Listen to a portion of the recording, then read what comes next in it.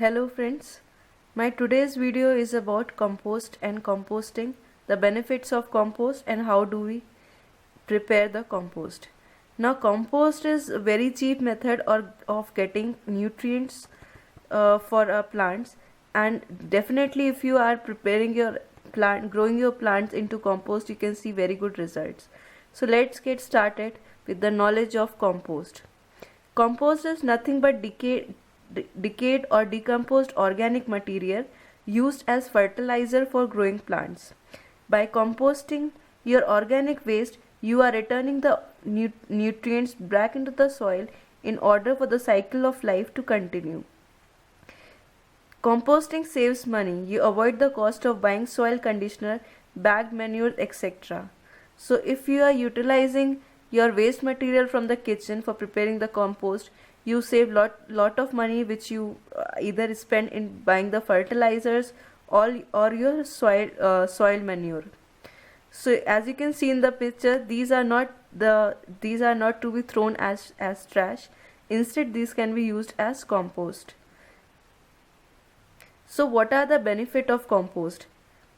Through composting, you enhance your garden's ability to grow healthy plant while reducing your volume of trash. By using the compost soil, we add nutrients which are beneficial for the plant's growth. Research also show that compost enhances the ability of tomatoes and other vegetables to stand up to common diseases and may improve their flavor and nutrition too. So compost have many kind of nutrients which plant utilize to fight against many diseases. So this also is a very good benefit for the plants. Compost also helps the soil to retain moisture. This is very important because if you forget to water your plants, or if you are not at home, then if you are using a compost soil, so since it retains moisture, your plant will not die. Hence I have chosen this picture which clearly says that compost acts as a heart for your plant. Now then the next question arises that if compost is that much beneficial for the plant's growth, then why do we utilize why do we add fertilizer to a plant? So the basic difference between compost and fertilizer is that the compost feeds the soil and the fertilizer feeds the plant. So the ingredients in the fertilizers are intended to meet the needs of fast growing plants. So basically compost, it acts as a porous material which has nutrients in which the plants can easily grow. So if you sow a seed into compost, the roots can easily start growing and they can spread into whole direction without much effort. But if you add the fertilizers to this, the shoot will start growing more faster. The rate of root migration will be more faster, and the nutrients in the compost, they will act as a rich source of plant's health. The plant will be able to fight against the diseases and microbes, and it will result into a healthy plant. Compost and organic fertilizers can also work together. The organic material in compost sponges up the fertilizer nutrients until they are needed by the plants. So it is not always that as soon as you add the fertilizer, it gets absorbed by the plant.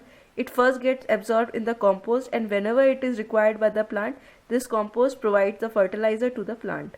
So here the compost acts as a sponge. Now the simple way of preparing compost at home. For this you will require some of the kitchen waste like the fruit peels, the raw vegetables waste, the eggshells, etc. You also require some kind of dry leaves or the dried up grass. If possible, you can get some burnt wood or wood chips. You need a place in your yard where you can dig down a hole, and you can also get some other organic waste from the kitchen which can be utilized for preparation of compost. Now in this picture you can see I have taken some fruit peels. which act as a rich, here I have taken banana peels which act as a rich source of calcium. Next I have taken the dead flowers. These were the dead flowers, leftover dead flowers which were used in my puja, and later on I have used them for preparation of compost. They act as organic material. Next are the dried leaves. These are rich source of nitrogen, so dried leaves are definitely beneficial to be used in your compost. This is the picture of burned wood.